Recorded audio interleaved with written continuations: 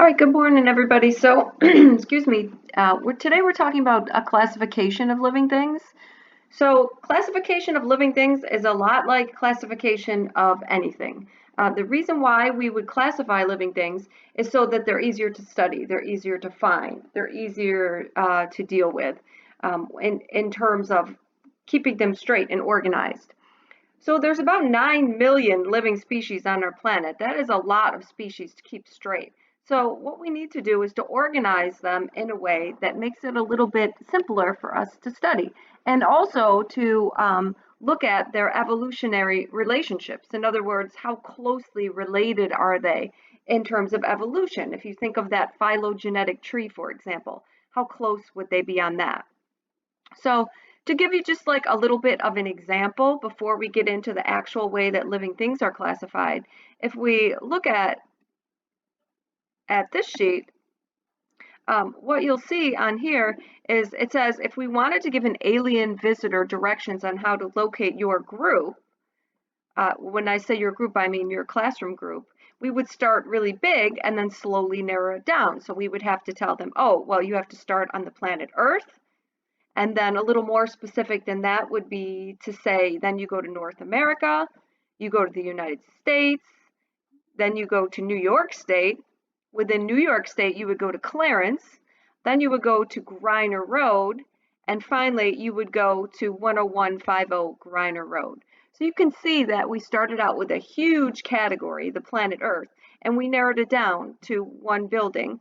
And final category there, our room, which normally would be our classroom, which is room 727. So starting really, really big and then moving to really, really small and more specific. So when we do this for living things, we do the exact same thing. We start with really big groups and then we slowly narrow them down. So when we talk about living things, I can just bring this up a little bit more. The biggest group for living things is the domain. The domain is a huge group. So for example, the domain that we are in is called the domain eukarya. Anything that has cells with a nucleus is in eukarya. That is going to be pretty much every living thing you can think of, with the exception of things like bacteria, that sort of thing. But huge category. If we want to narrow that down a little bit more, we would say, okay, a little smaller than domain is your kingdom. So the kingdom Animalia, for example, is a kingdom. Still, there's lots and lots of animals, but it would take out plants and protists and fungus and just be animals. And then you would go down to phylums, and then classes, orders, families, genus, and species. And so you can see that just like when we started out with the whole world, we made smaller and smaller and smaller categories as we went down. So we did the exact same thing here, only we did it for living things. So obviously the species is going to be the smallest category and the domain is the biggest category, which is a really huge category. So each one is a little bit smaller. We've narrowed it down a little bit more, just like when we were trying to narrow it down to the classroom, right? So the scientific name of any species is when we say, what is the scientific name of a human, or what is the scientific name of a baboon, or what is the scientific name of whatever, we would say its genus and species name. So the genus name always gets capitalized and it goes first. So in our case, Homo would be capitalized and it goes first. Sapiens, which is our species name, would go second, and it is not capitalized, as you can see there, right? You should, for any species name, whether it's human or anything else, you should be underlining it and putting it in italics. So I did both. You should do one or the other. If you have the ability to do both, that's great. Sometimes we do, sometimes we don't. Okay, so that's the scientific name for humans, Homo sapiens. That's our genus and our species name. If we wanted to look at our entire classification, we could do that, right? So when we look at this, This is the entire classification for human beings, so I'm just going to run through that one, not through all of them. That would be really long. But we already know that eukarya, the domain eukarya, means that we have nucleus, cells with true nucleuses in them. So that's a huge category. Kingdom Animalia. The animal kingdom means that you're unable to make your own food. So you have to go out and eat other things. Again, tons and tons of stuff in there. Our phylum is Chordata. That means a backbone, essentially. So anything that has a backbone and a spinal cord would go into that group, which is still a huge group. We are mammals. We know, everybody knows what mammals are. We have, for the most part, and there are some exceptions, we have live births. We feed milk to our young. We have hair. We are warm-blooded, blah, blah.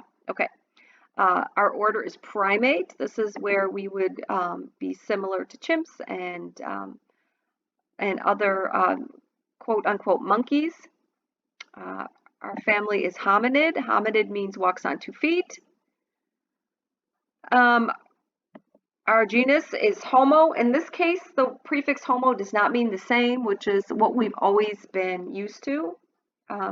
Thinking of that in terms of meaning the same, like with homologous structures, it meant the same. In this case, that prefix Homo means man.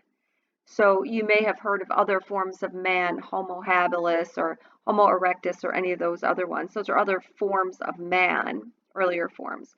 We are Homo sapiens. The word sapiens means wise one. So the reason why we're called that is because you can remember in class we talked about the development of our brains, right? The frontal cortex. All right, so just for the heck of it, I put a couple other ones in here. There is the full classification of chimpanzees, of panthers, and of warthogs, just so we can see. So you can see that we are the same all the way till we get to here. So all 4 of these, humans, chimps, panthers, and warthogs, we are all exactly the same until we get to here. So once we get to here, we have a separation. Humans and chimps are still the same, but panthers and warthogs are in different orders altogether, right? Again, once you separate here, then you're going to be different the rest of the way down. If you look, not surprisingly, humans and chimps are very, very closely related. Look how many categories that we have in common. And you know that this is going to be the case because remember, we had DNA that was like 98% or something exactly the same as the chimp, if you remember when we did our other DNA study. So that shouldn't be surprising. So this is how classification shows evidence of evolutionary relationships, right? Because the more categories that we have in common, the more closely related we are.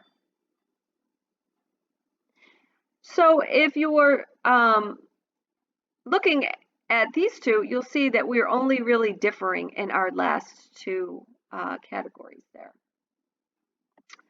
Okay, so I want you to, on your own, in a minute, go through and answer these questions. And the first thing it wants us to do is to type in the scientific name. That should be easy because the scientific name is the genus and species. The genus and species is written right there in front of you. Just be careful to write it the correct way. The genus should be capitalized, the species should be lowercase. You should have it either in italics or it should be underlined, one or the other. Okay, then you're going to go through and you're going to answer the rest of the questions on here, and don't forget to submit. All right, thanks guys.